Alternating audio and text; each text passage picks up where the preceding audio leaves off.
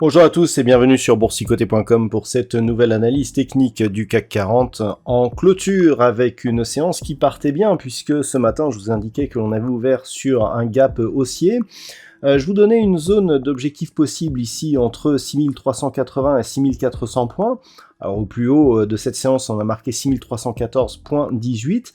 Et puis suite à la diffusion donc des chiffres de l'inflation américaine, eh bien on s'est retrouvé avec une inflation donc qui était supérieure à ce qui était attendu. On attendait une baisse de l'inflation donc sur ces chiffres, qui pouvait laisser entrevoir je dirais un ralentissement de la hausse des taux donc du côté de la Fed aux États-Unis, et puis pas du tout. On a eu des chiffres de l'inflation qui se sont révélés supérieurs aux attentes, et donc tout cela a douché un petit peu l'optimisme ambiant pour nous donner cette séance au niveau du CAC 40, donc qui clôture au plus bas du jour, puisqu'à 6245.69, le CAC 40 perd ce soir 1,39% par rapport à la clôture de la séance précédente. Alors c'est une moindre mesure par rapport aux indices américains qui perdent beaucoup plus, mais ça nous ramène, alors très, très bizarrement d'ailleurs, ça nous ramène sur la moyenne mobile 20 exponentielle. C'était aussi un élément que je vous indiquais. Je vous indiquais qu'en cas de consolidation, une rupture des 6295 points ne serait pas trop grave, et que dans ce cas, il faudrait attendre un retour sur la moyenne mobile, voire ici sur la zone des 6200 points. Alors, c'est la moyenne mobile 20 sur laquelle on s'est arrêté donc en clôture, et c'est intéressant puisque malgré cette forte baisse, qui est donc un signal baissier assez important, on a des espoirs haussiers qui restent intacts, justement liés au fait que cette moyenne mobile 20 exponentielle semble agir comme support actuellement. Du point de vue des indicateurs techniques, on est toujours sur une dynamique haussière. On voit ici les histogrammes du MACD qui continuent à évoluer d'une manière positive.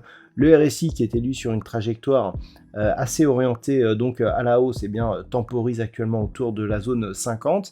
Par contre, au niveau des volumes, ce n'est pas très bon. Jusqu'hier, je vous indiquais qu'on avait des volumes qui montaient sur les séances haussières. Là, ils sont supérieurs à ceux qui étaient donc observés sur la séance précédente, alors que nous avons ici une bougie baissière et qui plus est un gap haussier donc invalidé, puisque on clôture largement sous le gap et avec une bougie ici à forte conviction baissière. Donc le signal est assez intéressant. On est qui plus est sur un rebond ici sur la zone de retracement à 61,8%. Donc tout se jouera ici sur les prochaines séances. Pour l'instant, on peut conserver un biais haussier, ne serait-ce que sur la loi de Dow. On peut constater que malgré la forte baisse du jour, on reste sur des plus bas et des plus hauts qui sont supérieurs à ceux de la bougie précédente. Donc du point de vue de la loi de Dow, on reste en tendance haussière.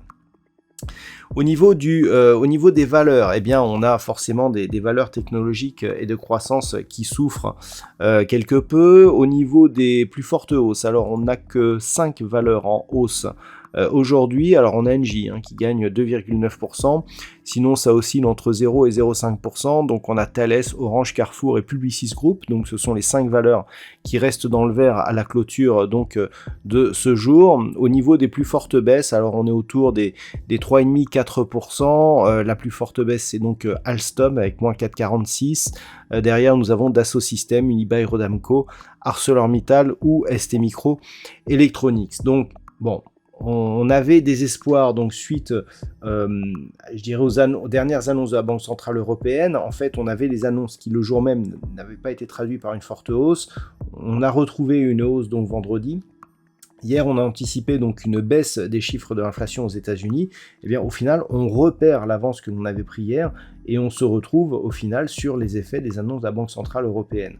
Donc, quelque part, techniquement, si on ne va pas plus loin, ça reste acceptable comme mouvement baissier et ça ne remet pas en cause ici le rebond que nous avions auparavant. Donc tout se jouera demain.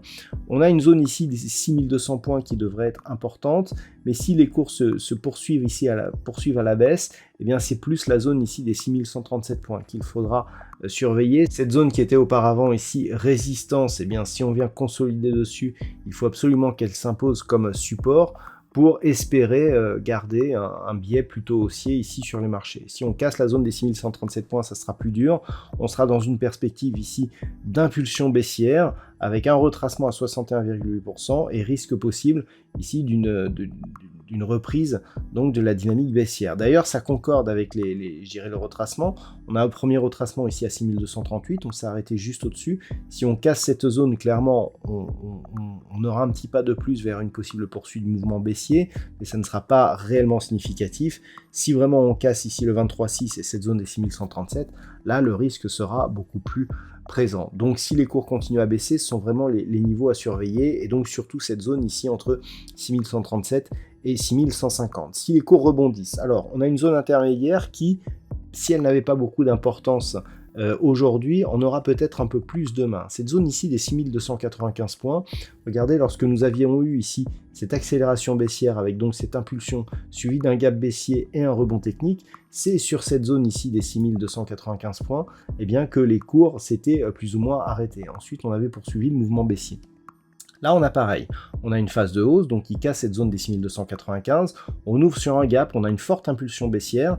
Si au niveau du rebond, on reste ici sous cette zone des 6295 points, clairement, ça appelle une poursuite du mouvement baissier. Par contre, si demain, on repasse au-dessus de cette zone, clairement, on sera plus dans un schéma ici d'impulsion haussière sur ce mouvement, de petites phases de consolidation et de reprise. Mais pour cela, il faut casser ici cette zone des 6295 points. Donc c'est vraiment le niveau qu'il va falloir surveiller, car si on le recasse rapidement à la hausse, on pourra espérer revenir ici dans cette zone 6380, 6400 points. Voilà donc ce que l'on peut dire sur la configuration technique actuelle. D'un point de vue statistique, alors, on avait une probabilité de baisse, c'est-à-dire que même par rapport à la séance d'hier, je vous avais tracé des statistiques qui montraient plutôt une phase de baisse suivie d'un retour à la hausse. Toutefois, c'est ce que l'on avait aussi sur la séance du jour, c'est-à-dire une petite phase de baisse qui a appelé une reprise de la hausse.